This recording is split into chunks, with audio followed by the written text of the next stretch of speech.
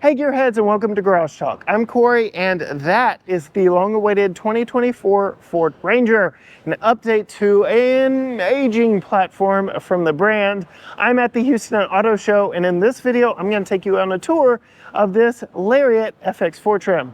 Stay tuned.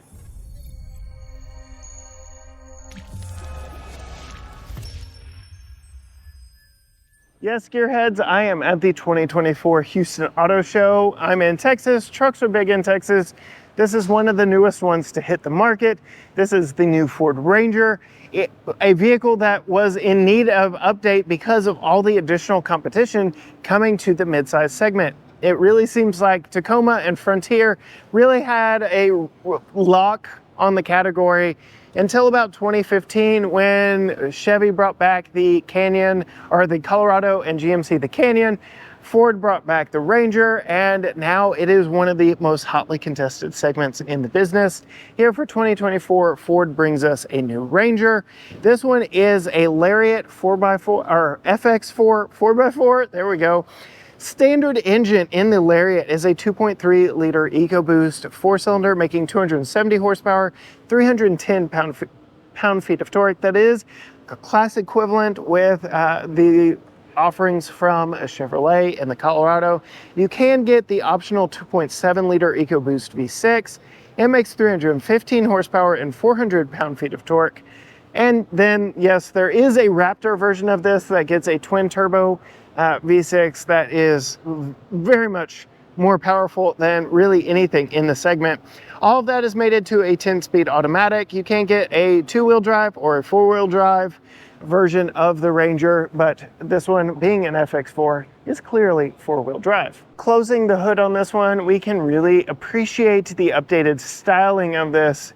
Ford told us that they really wanted to go with a baby F-150. This really is the global truck for the brand.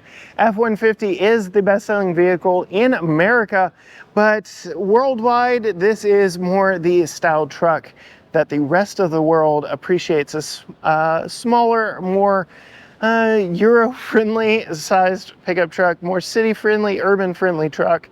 And so we get a baby F-150. I really like the more cleaned up, muscular styling of the 2024 version versus the, well, Australian version that was replaced, that this is replacing. This being a Lariat, this is more the luxury trim. So you get all the chrome, all the LED lights up front. You do get chrome tow hooks down here. Yes, tow hooks are pretty much standard across the midsize segment. It is interesting what Toyota has offered to do, or opted to do, with the Tundra. No tow hooks on the front there. Not so much the case here in the midsize segment. When it comes to off-road ability, I've got some numbers for you. We've got a 30.2 degree approach angle, 23 degree breakover angle, and 25.8 degree departure angle, 9.3 inches of ground clearance, a 128.7 inch wheelbase, 7,500 pound tow capacity, 4 different trims, XL, XLT, Lariat, Raptor, and it all starts at $32,670. The Lariat, which is again what this trim is, starts at $43,630. I don't have specifics for this truck.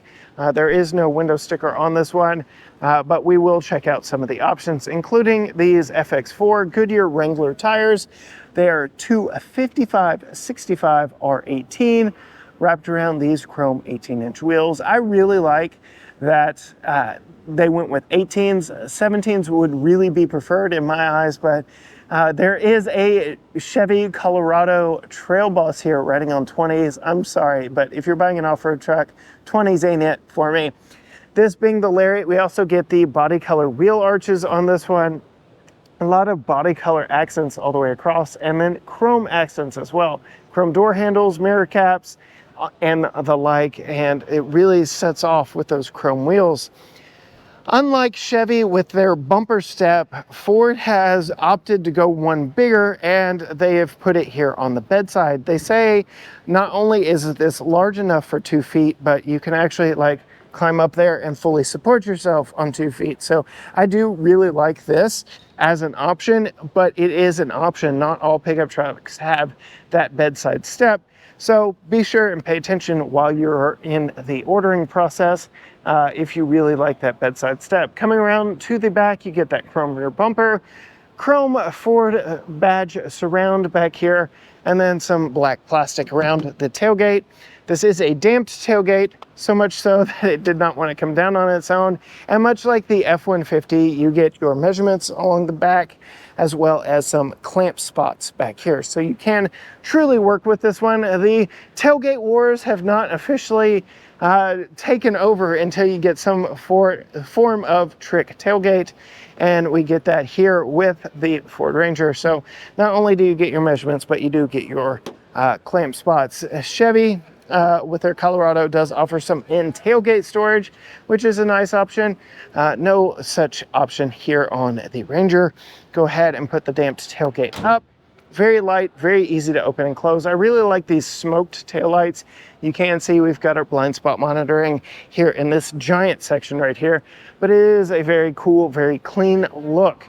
Moving to the inside, this I think is perhaps the best looking interior on a midsize pickup truck. I'll let you sound off in the comments. I know Tacoma was just launched here in the States as well. That is a strong contender. I have some qualms. Go watch my GMC Canyon AT4 video with the interior on the GMC twins. But here, this Ford Ranger, very, very nice, very upscale. You get this nice padded armrest here with some stitching. The F-150 style door latches here. We get 3-person memory seats, all your typical window and mirror controls here. You get multi-position power seats with lumbar. Yep, just 2-way lumbar, but that's still a nice touch. Leather seats here that are very soft leather, and then a very updated dash. I really like it. No grab handle here on the A-pillar, so I guess they are expecting you to use the steering wheel, but we'll go ahead, pop into this one. We do get a full digital gauge cluster in this one. Let's see if this one will actually power up. No, it will not, because we are at an auto show. But fully digital gauge cluster, typical Ford controls on your steering wheel, and behind your steering wheel, all your lighting controls are back there over your left knee. Tablet style screen in here. So that is one thing General Motors has committed to doing, wide screens, where Ford is doing these vertical screens. So very large screen. I'm yet to see how the interface really works on this. I don't think I've been in, aside from the Ranger that I rode in the Detroit Auto Show, I don't think I've actually been in one that has been powered on as of yet. So we're yet to see how all the UI works on this. Of course, all that can be updated over the air. You do get dual zone AC up front, and some very nice, very interesting vents that kind of mimic a grille design here. A few of your indicator lights are up here for your passenger airbag and the like. We do get dual glove boxes here in the Ranger, as well as this rubber lined shelf. So lots of storage up front, and I really like that. Especially in a mid-size pickup truck. Additional storage up here, we get our Qi wireless charger, a little bit of storage here. Automatic transmission, that 10-speed. Very interesting lever here. I know lower trims like XL and XLT, not only do they get a actual physical key instead of push button start, but they get a mechanical gear lever here as well. 2 cup holders right here, all your drive control, drive modes right here, just a quick access button, as well as your electronic transfer case with different drive modes here. Decent size center armrest cup holder storage situation. There is a place for you to set your key here. Cigarette style outlet in there. This one does not have a sunroof, so I have got plenty of headroom in this one. Very roomy, very comfortable. I do believe, let's see, the power's probably, yeah, power's off on this. I am further back than I would normally ride, not by much, but that will affect when we get into the back seat. Let's see, is this, no, this is a power seat as well. So we'll take this back seat test with a grain of salt, just because of, again, those front seats are further back than I would normally ride. Very similar design to the front doors, padded armrest with the stitching, same door handle, your window controls, a little bit of storage down there in the door. Coming to the seats themselves, very nicely leather wrapped, very nicely pointed back here. They do have a strap that you pull right there to lift the entire seat bottom up. So as somebody with a kid in a child seat, that is not easy to install and uninstall.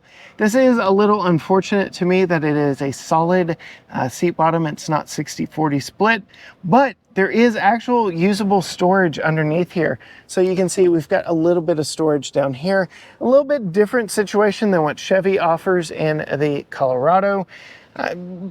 I just feel like underseat storage in these midsize pickup trucks is an area where I guess the overall size and packaging of the pickup truck is really working against it, because there's never really all that much storage actually underneath here. You have to pull that strap again to fold that seat down. But let's see, seat test time, climbing in behind myself. Again, this seat is further back than I would normally ride. My knees are touching, but it's comfortable back here. The ride is not too upright.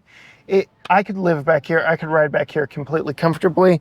And I do get some armrests here from the fold down armrest right here.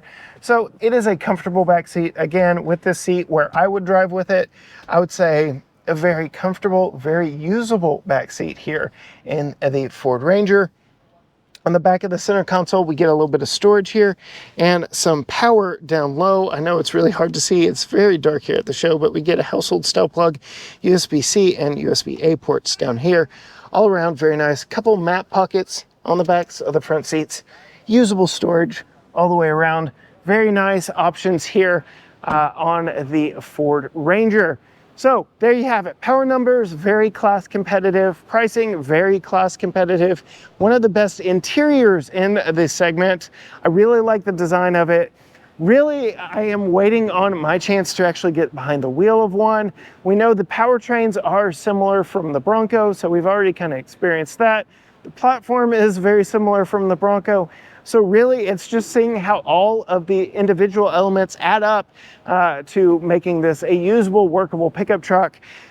On paper, it looks really good. I am still, like I said, waiting on my first chance to drive one. If you want to see more from us here, hit that subscribe button down below, ring the bell so you're notified every time a new video drops. We will be checking out a Colorado ZR2 AEV Bison while we are here, along with some other pickup trucks. Follow us on all social media platforms: Facebook, Instagram, X, TikTok, YouTube, everything at GT Garage Talk, or you can go to gtgaragetalk.com.